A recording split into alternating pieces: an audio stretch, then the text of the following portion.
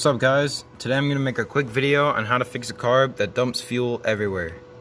So I just got this 110cc quad, gonna take it for a test drive, filled it up, and I realized that all this gas is pouring right out of the intake of the carburetor. The first step is going to be removing that fuel line. Make sure you have a somewhat large tray or bucket to put under the quad or pit bike as you drain the carb, as we're going to have to drain the entire gas tank before we start working. Once your tank is completely empty, we can start disassembling the carb.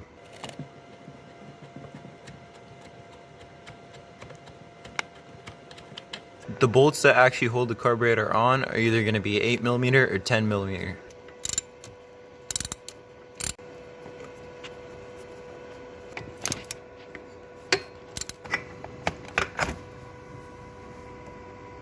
Flip the carburetor upside down so that all the fuel in the bowl can drain. And while you're letting that drain, grab a somewhat small diameter Phillips head screwdriver. What's most likely occurring is as fuel enters the carburetor, the float valve is not turning off, so it's continually letting fuel in, and because the tank is actually higher than the carburetor, it's just coming out of the intake. Might have to clean this carburetor too. There's a fair amount of gunk and corrosion built up. Now that we have it apart, what's most likely going wrong is this valve right here, the float valve, is not closing. All this valve does is automatically shut off the flow of fuel to the carburetor once the bowl is full. So when the bowl is empty, the float is down and the valve is open, and when the bowl is full, the float is up and the valve is closed. But the valve is not closing fully, so we need to find out what the problem is. Remove the float pin in the entire assembly. I don't know how well you guys can see that, but there is some gunk built up right where the valve is supposed to seal. Right up in that corner.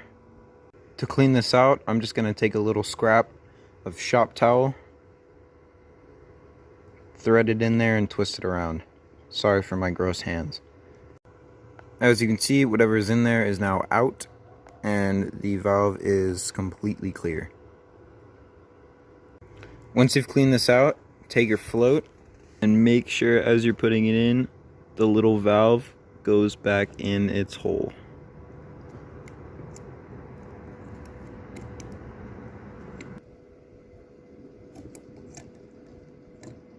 Then take the pin, line up the holes, and just thread it through.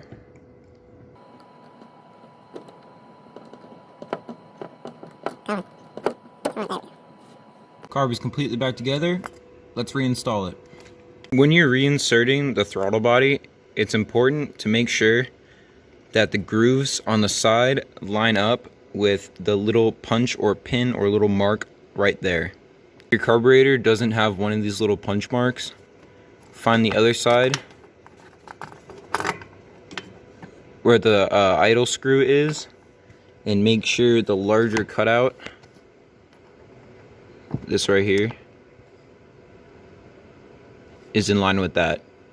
The punch mark is in line with the hole, and then it should slide right in. On this carburetor, there are tapped and threaded holes, but on other ones you'll need a nut on the other side in order to hold it in. But since we have tapped, all we have to do is align the holes up and turn in the screws with your fingers, just a few turns, so that the carburetor is sitting in the correct spot. Go ahead and tighten down those bolts. Reattach your fuel hose. Got my fuel line reattached. Let's give her some gas.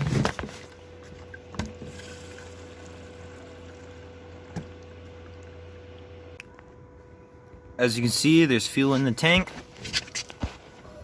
and it is not leaking. I've had it here for a few minutes and there's nothing on the ground, completely dry.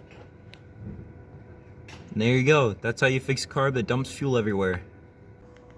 Now, the reason that this occurred is we weren't running the quad with a good air filter, so there was a lot of gunk getting in, and eventually, as you can see, got up into the bowl and into the valve and wouldn't let it fully close. That's why it's a good idea to always run good air filters and clean them frequently. Always do this in a well-ventilated area too, because heavy gas fumes aren't great for your brain cells.